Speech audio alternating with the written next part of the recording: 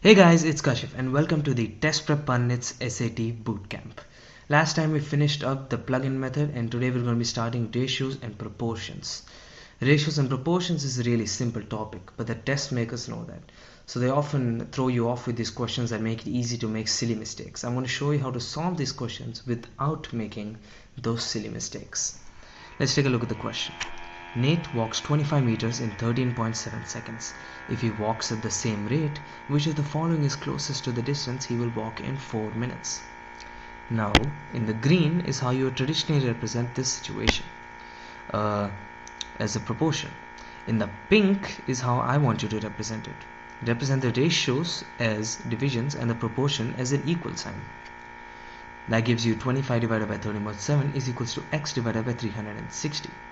Now all you need to do is take the 360 to the other side to get the value of x as 360 times 25 divided by 13.7. Now if you calculate that, you're going to get 657 approximately, and if you look at the answer choices, that's closest to 700. So the right answer choice here is going to be C. Now that I've shown you how to solve that problem, can you solve this problem right here? I'll show you how to do it in the next video.